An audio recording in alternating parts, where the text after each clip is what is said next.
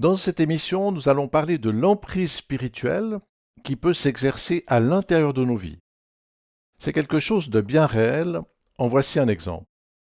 Lorsque j'avais une vingtaine d'années, nous avions avec quelques jeunes aménagé un petit local pour partager l'Évangile. Un jour, un jeune Africain est venu nous voir. Comme il désirait ouvrir son cœur à l'amour de Dieu, nous lui avons proposé de prier. Alors quelque chose de très bizarre s'est passé. Quand nous demandions à Christ d'agir dans son cœur, le jeune homme se jetait par terre et rampait comme un serpent. Lorsque nous arrêtions de prier, il revenait à lui et se remettait sur sa chaise. Cela s'est passé plusieurs fois. Au vu de l'impact que produisaient nos prières, il était évident qu'une force avait pris le contrôle de sa vie. C'est ce qui nous a confirmé en racontant que durant son enfance, il avait été très malade et que ses parents l'avaient amené chez un sorcier. Il avait été guéri, mais depuis lors, un esprit mauvais avait pris le contrôle et il n'était plus maître de lui-même. Cette histoire n'est malheureusement pas une exception et de nombreuses personnes sont dominées par des forces intérieures. La Bible en donne plusieurs exemples. Voici, il y avait là une femme possédée d'un esprit qui la rendait infirme depuis 18 ans. Elle était courbée et ne pouvait pas du tout se redresser. Lorsqu'il la vit, Jésus lui adressa la parole et lui dit « Femme, tu es délivrée de ton infirmité. » Et il lui imposa les mains. À l'instant, elle se redressa et glorifia Dieu. Avec cette femme, l'emprise diabolique s'exprimait par une infirmité physique. Pliée en deux, elle souffrait et était comme écrasée par un lourd fardeau. Le Christ la libère et lui redonne sa dignité. Voici un autre exemple marquant. Il vint au-devant de Jésus un homme sortant des sépulcres et possédé d'un esprit impur. Personne n'avait la force de le dompter. Il était jour et nuit dans les sépulcres et sur les montagnes, criant et se meurtrissant avec des pierres. Cet homme, habité par des démons, était tourmenté, violent et attiré par la mort. C'est ce que l'on peut observer chez certaines personnes. La tyrannie diabolique s'exprime par des atteintes psychologiques, de la haine, un comportement violent, du sadisme, etc. En détruisant la capacité d'aimer, les démons pervertissent aussi la sexualité. Étonnamment, ces influences diaboliques peuvent aussi se cacher dans des personnes qui paraissent très respectables. C'est cette emprise que le Christ met en lumière chez les religieux de son époque. Vous avez pour père le diable et vous voulez accomplir les désirs de votre père. Il a été meurtrier dès le commencement et il ne se tient pas dans la vérité, parce qu'il n'y a pas de vérité en lui. Lorsqu'il profère le mensonge, il parle de son propre fond, car il est menteur et le père du mensonge. Mensonge, animosité contre Dieu, désir de faire le mal et d'exterminer des innocents, ce sont ces désirs que l'on retrouve chez les tyrans, et notamment avec Hitler et les nazis qui ont lancé la Seconde Guerre mondiale. Plus de 26 millions de civils et de prisonniers ont été tués. Ils étaient obsédés par le désir d'exterminer des Juifs. Ils en ont massacré 6 millions. L'oppression de Staline et de ses servants est du même ordre. Ils ont déporté ceux qui ne partageaient pas leurs idées et ils ont tué plus de 60 millions de personnes. Avec Mao et d'autres tyrans, les systèmes athées communistes ont fait plus de 100 millions de victimes. Les fruits portés par une idéologie en révèlent les racines. Mais attention, le diable ne se limite pas aux grands dominateurs, il domine aussi les petits tyrans qui sévissent dans leur famille et leur entourage. Le voleur ne vient que pour dérober, égorger et détruire. Détruire, voler, faire couler le sang, le désir de faire du mal, de tuer et d'égorger des innocents, notamment des juifs et des chrétiens, sont des symptômes explicites Qu'importent les apparences et les beaux discours, c'est le diable qui domine les cœurs.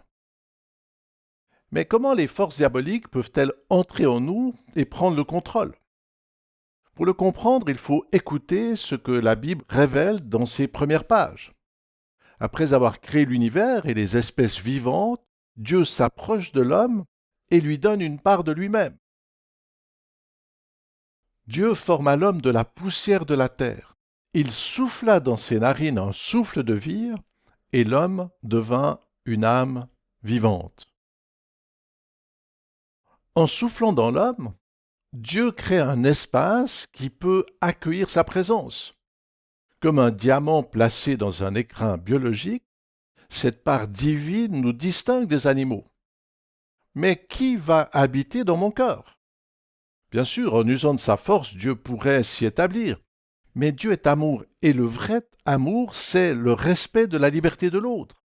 Par conséquent, et comme le dit clairement la Bible, Dieu ne s'impose pas. Voici, je me tiens à la porte et je frappe.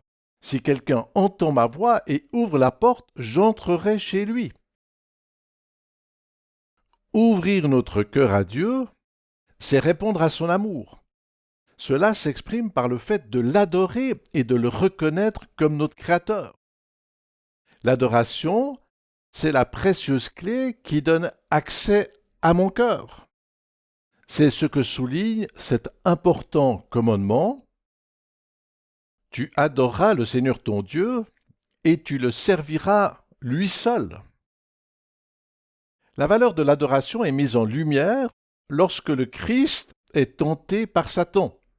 À cette occasion, le diable, ici symbolisé par un serpent, lui montre l'étendue de son empire, les royaumes, la gloire, la puissance et les richesses du monde. Toutes ces choses lui appartiennent. Pourtant, il est prêt à tout donner en échange d'une seule chose. C'est ce qu'il dit à Jésus. Je te donnerai toutes ces choses si tu te prosternes et m'adores. Pourquoi échanger tous ces biens en échange de l'adoration? Parce que si le Christ se prosterne, le diable pourra entrer en lui et en faire son esclave. Malheureusement, et comme le racontent les premières pages de la Bible, les hommes n'ont pas résisté aux propositions du diable. De fait, le diable n'est pas un être hideux doté de cornes et d'une fourche. Il s'habille de lumière et utilise des appâts et des masques très séduisants. Cette séduction s'exprime dans son discours. Vos yeux s'ouvriront et vous serez comme Dieu. En faisant miroiter d'attrayants profits spirituels et matériels, il invite les hommes à chasser leur bienveillant Créateur. Idolâtrie, astrologie, occultisme, superstition, invocation des morts, animisme, ésotérisme, orgueil, arrogance, cupidité, matérialisme. Les hommages à Satan s'expriment à travers de nombreuses formes idéologiques et religieuses. Plus le niveau d'adoration est grand, plus l'influence est grande. Comme le rappellent les 10 commandements, ne pas aimer Dieu et son prochain permet à Satan de prendre du pouvoir dans notre vie, notre famille et notre entourage. Et ce n'est pas une fable. Les mensonges, le mépris, la médisance, l'infidélité, la jalousie, l'égoïsme, les vols, les tortures, les guerres et bien d'autres violences qui déchirent le monde sont à l'image de ce qui habite le cœur des hommes. C'est ce constat universel que fait l'un des apôtres du Christ. Nous savons que le monde entier est sous la puissance du malin. Mais alors, comment échapper à cet esclavage universel? Impossible pour les hommes de s'en sortir. Mais heureusement, Dieu n'est pas inactif. Et au début de notre ère, le Christ proclame ces paroles en Israël. L'Esprit m'a oint pour proclamer aux captifs la délivrance, renvoyer libres les opprimés. Après cela, et comme le rapportent les évangiles, c'est ce qu'il fait. Jésus guérit beaucoup de gens qui avaient diverses maladies, il chassa aussi beaucoup de démons. Une onction une vocation pour libérer les captifs, les opprimés. Les Juifs savaient ce que cela signifiait, car plus d'un millénaire avant la venue du Christ, ils avaient vécu un terrible esclavage en Égypte. Travaux forcés, abus, coups, massacres d'enfants, les oppressions d'un cruel pharaon broyaient leur corps et leurs âmes. Mais après avoir vu ces souffrances, Dieu était intervenu pour frapper l'empire du tyran. Étonnamment, et après plusieurs démonstrations de force, c'est par le sacrifice d'un agneau, dont le sang avait été mis sur les portes de leur maison, que les esclaves vont être libérés de leurs chaînes. Telle une prophétie, cette histoire, célébrée à la Pâque, annonçait que le Christ viendrait libérer l'humanité. C'est ce que Jean-Baptiste proclame lorsqu'il voit Jésus. Voici l'agneau de Dieu qui ôte le péché du monde. À la manière de l'agneau pascal, et pour casser l'emprise du pharaon diabolique, le Christ s'interpose. Il subit le jugement et nous libère des droits de propriété que le diable a sur notre vie. Le Fils de Dieu a paru afin de détruire les œuvres du diable. Le sacrifice du Christ à la croix est la plus grande expression de l'amour de Dieu. Pour nous libérer, il vient écraser la tête du serpent. Et ce n'est pas théorique. Cette victoire a permis à des milliards de personnes de sortir de l'esclavage des démons et de retrouver une vraie paix intérieure. Chaque jour, de nombreuses personnes vivent des guérisons physiques, affectives ou spirituelles. Mais Dieu ne s'impose pas. Par conséquent, pour lui permettre d'agir, nous devons lui donner le mandat d'exercer son autorité dans notre vie. Pour cela, et par la prière, nous pouvons l'inviter solennellement à entrer et à prendre la première place. C'est la démarche que je vous propose de suivre. Toutefois, et si vous ressentez de grandes oppressions et que des puissances destructrices vous enchaînent fortement, il est bien d'être accompagné par une personne de confiance et qui a l'expérience de l'autorité à exercer par le Christ. Par exemple, un pasteur, un prêtre, un évangéliste. Voici les étapes que vous pouvez suivre. Première chose, confessez votre idolâtrie, le mal et les violences faites aux autres. Pour sortir de l'esclavage, il faut reconnaître que par orgueil et par nos mauvais désirs, nous n'avons pas aimé et adoré notre Créateur. Demandez à Dieu de vous pardonner de l'avoir écarté en cédant à de nombreuses formes d'idolâtrie, et précisez lesquelles. La méchanceté et les violences exercées contre les autres sont aussi des barrières élevées contre Dieu. Dévoilez la haine, les ressentiments et le mal que vous avez fait aux autres, envers qui et de quelle manière. Sur le point 2, demandez à Christ d'exercer son autorité et de vous libérer. Pour permettre à Christ de vous libérer, il doit couvrir vos fautes et exercer sa bienveillante autorité. Pour que Dieu puisse chasser les ténèbres, mettez en lumière vos esclavages et les manières avec lesquelles les forces diaboliques pervertissent votre vie.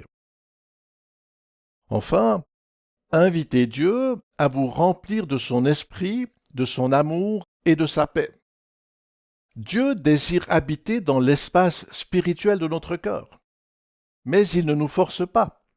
Il faut donc lui ouvrir la porte et l'inviter.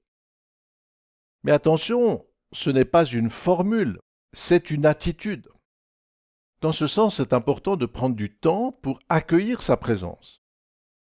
Les 3 aspects de cette démarche sont à vivre régulièrement. C'est aussi très important de pouvoir proclamer publiquement votre attachement à Dieu en vous faisant baptiser et en vivant votre foi dans une communauté chrétienne. Attachez-vous à Dieu avec votre cœur, votre âme, vos pensées, vos forces, et en aimant les autres comme vous-même. Que par sa grâce, Dieu vous libère des puissances diaboliques et vous remplisse de sa présence et de sa paix. Je suis venu comme une lumière dans le monde, afin que quiconque croit en moi ne demeure pas dans les ténèbres. Voilà, nous arrivons à la fin de cette vidéo, mais ce n'est pas fini, car sur le site shekina.com, vous avez la possibilité de télécharger une petite brochure sur ce thème. Par ailleurs, le site vous donne accès à de nombreuses autres vidéos, à des émissions de radio, à des livres et à d'autres ressources gratuites. Bonne découverte!